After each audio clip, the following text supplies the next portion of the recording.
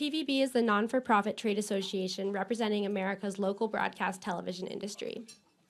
Its members include the U.S. television stations, television broadcast groups, advertising sales reps, syndicators, international broadcasters, and associate members.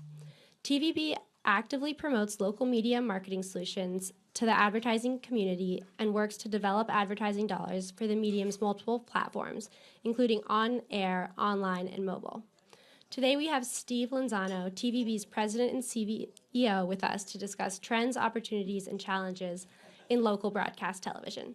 So Steve, if you wouldn't mind joining us on stage, we can get started with our fireside chat.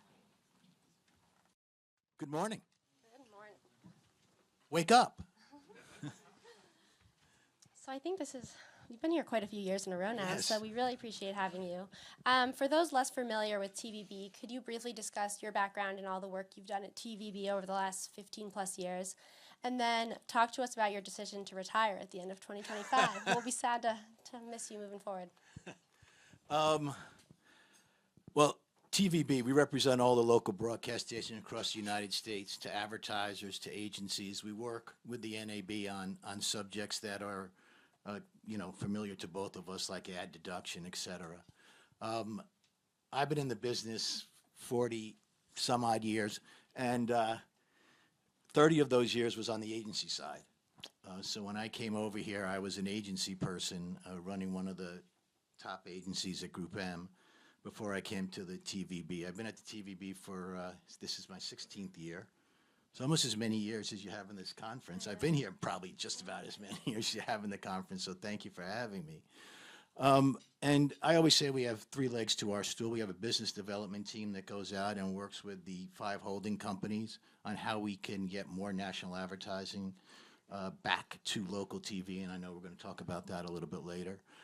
We work with local advertisers and stations, mostly with automotive. Obviously, still a big category for us. It might not be the 25% category, but it's certainly a 17 to 20% category. So it's very important that we retain that business.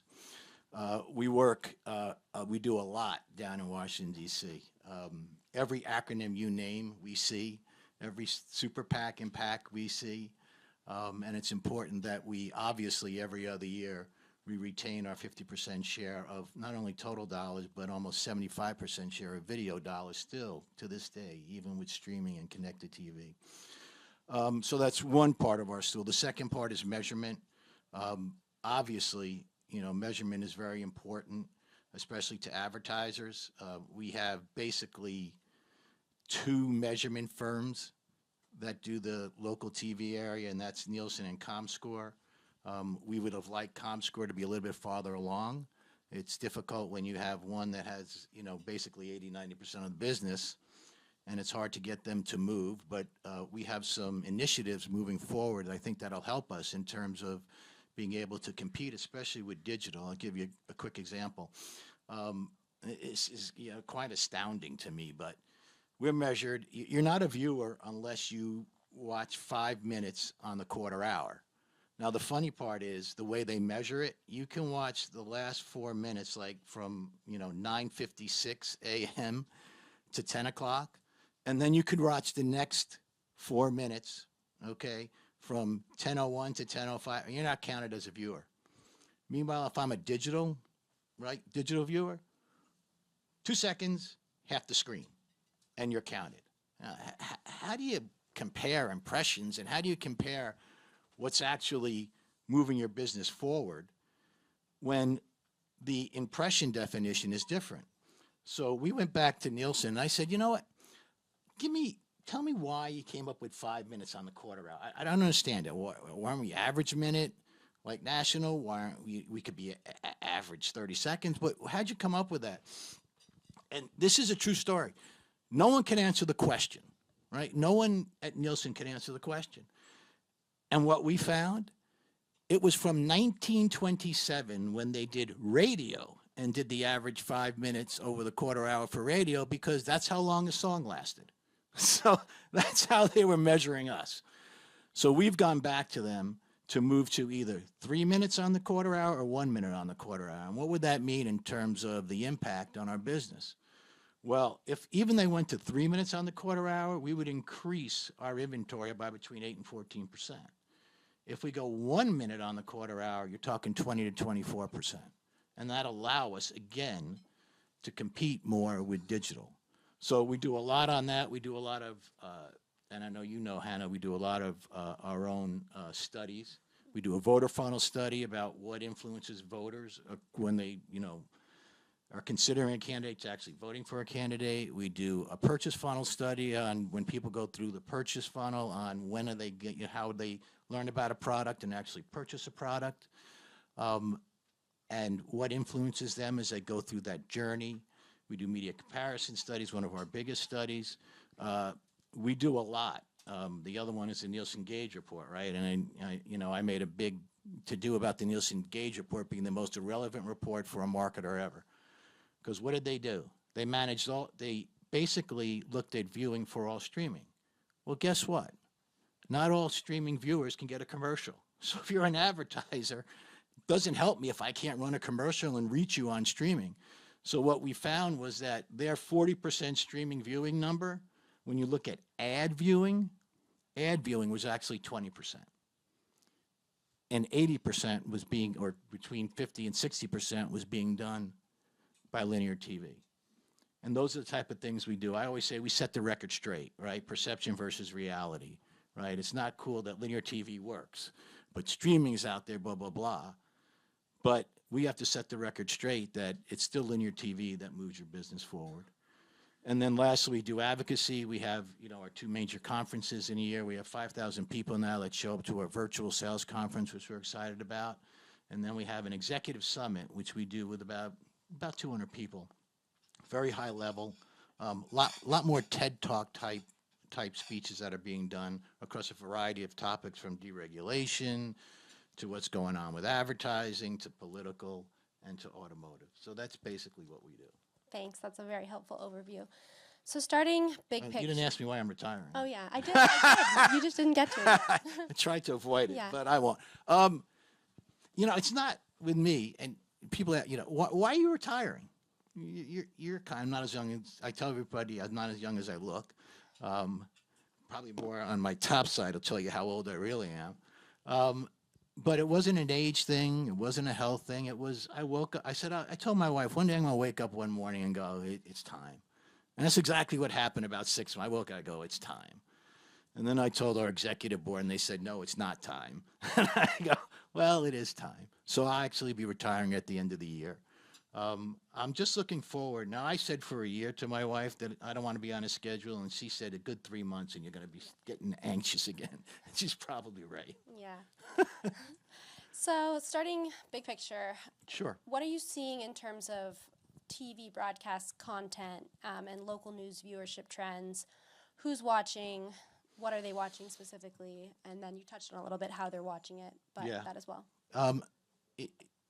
The world's become news and sports, right? Mm-hmm. Live event viewing. That's really what advertisers are looking for. I mean, one of the issues we have is a 10 p.m. Time period before our late local news, which is kind of a dead time period now. So our lead-ins are not as good, which is why our late local news has been suffering. Mm-hmm.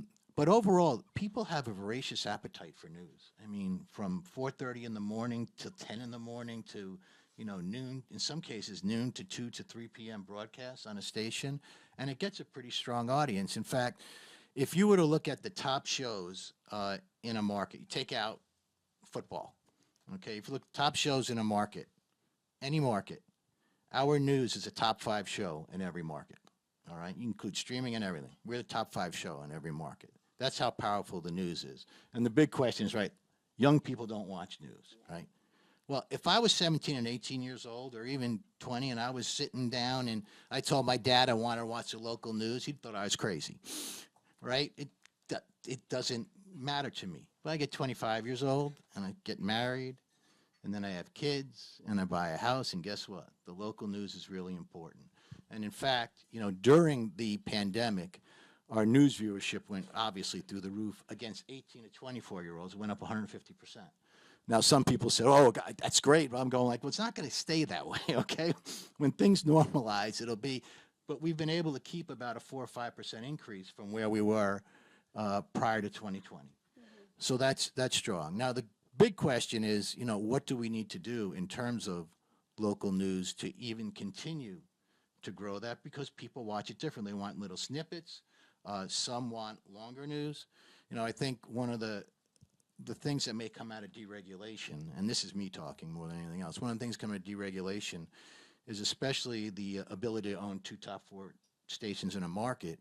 And then you have the ability to not only share content, but now you have the ability to test different content on different stations and what news works. Because a lot of them don't want to do it because it still gets a pretty good number, so why am I going to mess with success? But I think that might give opportunities for experimentation, especially against younger people. But what you see is the same curve I saw when I first started in this business so many years ago. As you get older, your local news, watching local news does this in terms of your viewership. And even though we can all get everything we want on this little device here, right? I can get the weather, I can get whatever I want. Anytime anything ever happens, our local news numbers go through the roof, whether there's a weather emergency or any type of emergency, they go through the roof. Why? Because people don't trust what they find, what they're seeing on here or what they're reading on here. What they trust is their local news meteorologist, their local news anchor, and their local news reporters. Mm-hmm. And that's the difference that we have versus everybody else. I always say, people want to, right? They want to replicate what we have, but they can't. They can't. And that's our big differentiation. So it really is a news and sports environment now. Mm-hmm. That makes sense. You touched on potential deregulation and the ability to own 2 top 4 stations in a market could have a meaningful impact. Any other views on how the regulatory environment may shift in the near to medium term in light of the FCC and the dynamics there, and kind of what would be the biggest impactors there? Well, 3 things is, obviously cars already show a proclivity to allow 2 top 4 stations in a market, which is terrific. And obviously the operational efficiencies would be enormous for the industry and for the local broadcaster. So that's one. 2's the cap. Yeah. Obviously, cap makes no sense whatsoever anymore. Mm-hmm. I think the question is, and when a majority gets back on, now that Symington is leaving, now when the majority gets back on to the FCC, and I think President Trump we have 1 nomination, we'll have a 2nd nomination shortly, so they'll have the majority sooner rather than later. So the cap going away, obviously, is a big deal. The question is, can the FCC do it, or does Congress need to do it? I could argue it both ways. We believe the FCC can do it because they were the one that set the UHF discount. So they basically affected the cap already. So we believe they can do it. There are others that think that only Congress can do it because Congress was the one that set the cap initially. So I think that's still a little bit up in the air. I think that's probably at least a few months down the road. And then finally, sunsetting 1.0 to 3.0.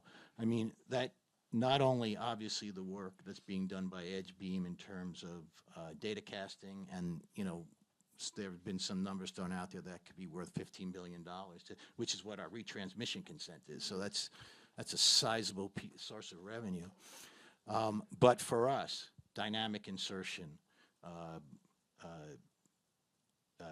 targeting, advanced targeting, attribution, data, I mean, that would be a home run for us. The question is how you get that install base up quickly. And the only way I see it going up is sunsetting ATSC 1.0. Which is likely on the regulatory agenda moving forward. Exactly. Yeah, that would be great. And then you mentioned that you anticipate a 3rd Republican also being nominated shortly. I mean, timelines around that, we've heard a lot about Olivia Trusty, very soon should be confirmed, but and then any ideas on who might be up for that role? I don't know who they're gonna. There are a couple names that are out there. Okay. I don't know them, so I don't want to comment on it. But I think Trustee will be quickly done. I think there'll be another nominated very quickly right after that. Okay. Yeah. Great. So moving on to advertising, what have you seen in the core ads market over the last couple of months in light of all of the macro tariff dynamics and uncertainty? And then what are you seeing in terms of pacings and the outlook from where we sit today? Sure. I mean, Hannah, you know, there's just so much uncertainty in the Yeah. marketplace, and for a marketer, it's very hard for you to spend money with uncertainty when your CFO is looking down your throat and going, "Why are we spending this money? We don't know what's going to happen tomorrow." The core marketplace, probably in first quarter, was down mid-single digits. Um, a little bit worse than I thought it was going to be, and I think a lot of it was because of the tariffs. Yeah. And it scared people off. So the core market is probably pacing a little worse, but I think the question is, what's the pacing moving forward? And it's very hard to get any type of vision looking forward because advertisers just don't know. Yeah. I think the local direct market is a little bit more stable. The national market, where it's based upon percent of revenue, right? It's very simple. Each category is almost, and even any marketer within a category, they're 3 to 5% in terms of what they put against advertising. So I think the question is, and we'll see what happens with the upfront market. I mean, the upfront market is going to be very interesting this year of how much money is put in, how much are they going to hold back for scatter, and the question is how much flexibility will the networks be willing to give. Yeah. The more flexibility you give, the more that you'll get up front. So I think it's going to be very interesting to see how that plays out, and nothing's happened in the upfront market so far, which is not unusual, but once you go past July 4th, then you know it's going to take a while. And I think it's going to take a while because I don't think anyone wants to put their foot in that water right now. What's the typical split that you see between upfront selling versus leaving for the scatter market? It varies, and it varies by year and what's going on. It's usually 75% is upfront, and the remainder is scatter because nobody wants to be caught with Right. paying more money and not getting the inventory they want. Yeah. Upfront market is based upon fear. Yeah. Right? That's it. How do I scare advertisers knowing there's scarcity out there, it's going to cost you more, and especially agencies, and your clients are going to go berserk because they're not getting the shows they want and they're not getting at the CPM they're looking for. Now, some of the things that the agencies have done is principal buying, where they take basically the risk, right? You already set a base, so I'm going to meet your base, okay, and you're happy about that. Now, whatever I get above that base, I get to keep. And I think you're going to see more and more of that going on. Some of the agencies are doing it more, some are doing it less, but it is the way they're making money now because it's very difficult on the agency side of the business to find money. Obviously, the tariff policies and those dynamics hit certain industries much harder than others. You mentioned auto. Can you touch on what's going on specifically within the auto market and then any other categories that are being impacted more significantly? Sure. I mean, the auto market, obviously, you all know, people pull forward in terms of buying because they were fearful about pricing of cars going up because of the tariffs. And the industry had about 90 days worth of inventory back then. And as you got into, I'm going to say February and March, it went down to about 70 days. Why? Because people pull forward to buy cars. So they pull back, a lot of the dealers and the manufacturers pull back on incentives because people were rushing into if you had the cars, where people were rushing in to your dealership to purchase the cars. And in fact, first quarter was not bad. We did a little better with Tier 1, which is the manufacturer, right? The manufacturer doing advertising, buy Dodge or buy Stellantis or buy whatever it might be. And then it would be, then it's Tier 2, which is, your local Toyota automotive dealers. And then there's Tier 3, which is the local dealer direct advertising to the consumer. And actually, Tier 3 started to pick up recently because now there's about 55, 56 days worth of inventory. And some of that inventory is becoming tariff-priced inventory, if you will. So what do they have to do? They have to drive people to their dealership. Incentives are going to start to go up, and we should see some advertising from that, and it seems to be coming to fruition right now. So I don't want, in comparison to last year, we're doing okay. I wouldn't say that we're back where we were in 2019. Yeah. We're not even close. But it's not as bad as we thought it was going to be. I think moving forward, if tariffs stay in place, dealers, the one thing when I go see a dealer, I just saw one recently, it's a dealership in Cincinnati with 26 rooftops. And he told me, Steve, it's the price of the car. I mean, this is what's going to kill us. People just can't afford a car. The average monthly everybody know what the average monthly cost is if whether you buy a car or whether you even lease a car? It's about $800. That's a lot of money. It's twice what I paid for my first apartment. It's a lot of money. So that's the big fear the dealers have. And then now the fear on the manufacturer side is the magnets from the rare earth metals, which really, you can't build a hybrid or an EV without it. And in fact, even a internal combustion engine car, you can't build without it. Your windshield wipers won't work. Your steering will have a problem. So it's important that you have those. And that's their real fear, because some of those rare earth metals, 90% come from China. And right now they're restricting it in terms of allowing it for manufacturers, especially U.S. car manufacturers. So that's a real issue. Recently I was talking to Toyota, I was talking to Stellantis, and that's what they're really concerned about, is being to produce the cars. Not only on top of the tariff situation, but even be able to produce the cars, because they just won't have those rare earth metals, the magnets from the rare earth metals, to actually do that. And it could be a problem. Mm-hmm. Any other categories that you highlight on either the positive or negative side in light of the current environment? Sure. Lawyers, we love them. 10% of our revenue now. Great people, lawyers, by the way. Great people. It was a non-category when I started 16 years ago. It's our number 2 category now. It's just amazing. And why is that? Because people call those numbers, right?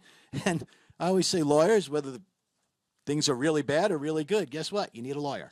So there you go. So it's just incredible how that is. I know your earlier panel talked about home improvement, and whether you buy a house or whether you stay in the house, you improve the home.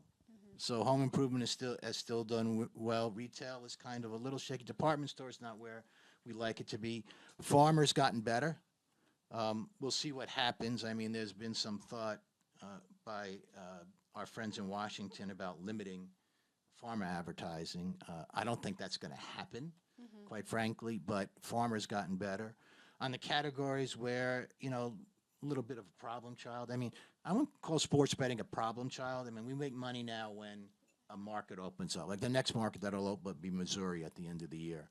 But there are 3 big markets that we hope open up one of these days, and that's Florida, Texas, and California. And that would be big money. It's still a 3 or 4% category, right? It's not it was a godsend during the pandemic because it made up for auto advertising. And it's still going to continue to grow. And one of the things, is when sports betting first came out, it was betting who's going to win the game, et cetera. Now there are so many in-game betting that's being done, and that's one of the things the streaming service have problems with because of the latency factor of 70, 80 seconds, and right, you're not going to take a bet if it's 80 seconds after what happened. And I made some money on my kids on that, by the way, when they were watching downstairs on streaming and I was watching upstairs on linear. So that's one area where we're seeing some money coming back, because if you want to bet in-game, you got to be watching it on the linear product. Mm-hmm. Otherwise, you're not going to get your bet in. Yeah, that makes sense. Can you just touch a little bit more on why you don't think that there will be any changes to pharma advertising? I think that the pharma lobby is pretty strong. Yeah. And they give a lot of money to politicians. So I think that'll be rethought. Yeah. What would the process look like if it were to get banned? Who would be able to do that?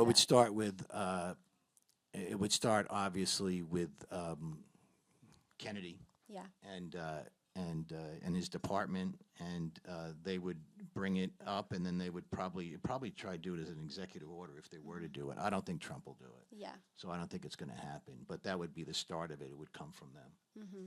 And then would it have to go through Congress or? Not necessarily. Okay. Not necessarily. It's like cigarette advertising. Yeah. But that was banned. The industry banned Right. themselves. Right. Right. Yeah.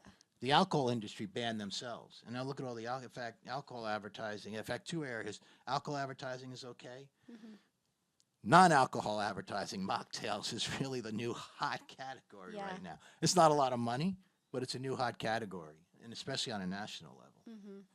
Any other hot categories or emerging areas that you think could become meaningful in the next couple of years? Well, there's one thing that we're doing to try and bring back national advertising. With the agencies, especially the major 5 holding companies, The issue is not the efficacy of our medium, it's the efficiency of buying us. We are really expensive and difficult to buy. It's true. I mean, if you're an agency, you have to have 40, you want to do a 40 market buy, you have to have 20 people doing the buy. That costs them a fortune, right? What are the agencies? When you look at their cost structure, right, agencies are people, real estate, and now data. Well, they're not getting rid of data because that's their differentiator, and that's how they're able to compete with the other agencies in the market, okay? Real estate, they're trying to get, they're getting rid of as much real estate as possible. One agency has asked people to come back full-time. I think that's going to be a complete disaster. Most of them are saying you can work remotely, maybe hybrid 2 or 3 days a week, and they've learned how to do that. So the question is people, and how do we save money? And what we are doing is, again, national advertisers want our inventory, but they can't get access to it because it's just too difficult, and agencies just push back, right? It's very easy to buy digital. It's about hands-on keys, right? I have a 25-year-old with their ear pods on a long desk, right? And what they're doing is doing this. And if you're not on their screen, they ain't buying you, all right? We're not on their screen. So we are actually, I announced it last week, we're actually building a self-serve platform with the backing of all of our members, with the backing of all of the agencies. We're actually going to our executive board as we speak, as soon as I get out of here, to actually do a recommendation from the RFPs, and we got really strong responses on the RFPs to build that platform. And it's not about building, we should have built the platform 6 years ago, right? It was, well, things are good, why are we doing this? Well, we should have built it 6 years ago, we're building it now. And the timeline's pretty quick. I mean, we want to be in testing in the fall and having it a go by January 1st. But what I got back from all of the chief investment officers at the major holding companies was, if you build it, we will come. And if you make us as easy to buy, if you make you as easy to buy as digital, we will buy your inventory. So we hope that will start bringing back CPG, where we get 2 to 3% of the dollar. I mean, that's nothing, right? If we got 3 to 6% of the dollars, that's pretty significant. Yeah. So the interest is there. Now we've got to give them the ability to buy us as efficiently as possible, because I can't put my fingers together as close as I can in terms of what agency profit margins are. Yeah, that's helpful. Any questions from the audience? I have a few more as well. There's one right here. Hey, so great presentation. I was just wondering if you could touch on programmatic and how, I know you talked about local versus national, and maybe is programmatic kind of changing the dynamics between how local interacts with national? And then on a separate note, the sports betting, I don't do it, but I have a lot of friends that do. And do you think TV still really has that latency advantage when it comes, to sports betting? One, I'll take your last question first. One is absolutely. I see it every day. I mean, in fact, when I speak to my son, like Mario, I'm watching the Yankee game, and I'm speaking to my son, and I'm screaming at the screen, and he's going, "What are you screaming about?" So the latency is there, and I don't see it changing overnight. It's just not enough, there's just not enough spectrum out there to make the latency go away, quite frankly. So I think that's going to stay that way. Regarding local and national, I think it's really more on, you did hit on something, and the national marketplace is, as I said, hands-on keys and buying it that way. And in fact, one of these days, it'll be not only hands-on keys, it'll be an AI that's going to be planning and buying inventory. It's just a fact from the agency side. That's actually going to happen. So we need to get in that game, and that's why we're building this self-serve platform in terms of programmatic. We are hearing from some local direct advertisers saying, this was actually a big regional grocery chain saying to me, "Steve, I can go on my computer, or have somebody who works for me go on the computer, I can buy all this connected TV inventory, and you're not there." And that's why you're seeing us move more and more on it, because I don't need an agency. I don't need 50 people. I need one person that's going to buy it. So that scared me more than anything because 75% of our business is local direct and 25% is national on average. Obviously, when you get to smaller markets, it's probably 90%, right, local direct and 10% national. So that scared me more than anything else because if that starts going that way and if we're not in the game, it would be problematic. I hope that answered your question. Any other audience questions, or here's another one. Everyone here, thank you for joining us today. I had one on just easing the friction on ad buying. How long do you think it'll take to build a new platform, and what do you think that looks like in reality once it's created? Is it some aggregated platform all the companies are using, or each company will have their own platform in-house? Great question. We obviously are pushing that it's one, and what we got through our membership is it's one aggregated platform, right? Because you don't want somebody, I call it the swivel chair. Oh, I got to buy Sinclair here. I got to buy Nexstar over here. I'm buying one market, and I'm trying to do it across 4 different screens. That makes us even worse in terms of trying to buy us. So it really has to be one aggregated platform. That's not to say that one of our broadcast partners may decide that they want their own platform. But to me, if we're going to make this work, it has to be one aggregated platform. And as I said, the timing is we want to be in testing, and we've got 5 holding companies as well as a company that we are recommending to build the platform, ready to go probably mid-September to test it. We're going to test it across about 15 markets, and then across all markets be ready to go by January 1st. It will not include political. Political with LUR and all that goes on there. Didn't want to get into that yet. And it will only be linear inventory right now. Then we're going to plan on adding connected TV, social video, streaming, whatever you might have. So you'll put all of your video on the platform ultimately. Great. Well, thank you so much. I think we're about at time. Obviously, could go on for hours with everything going on, but we really appreciate you being here, and we'll miss you moving forward. Thank you. Thanks so Hanna. much. It's been my pleasure. Thank you.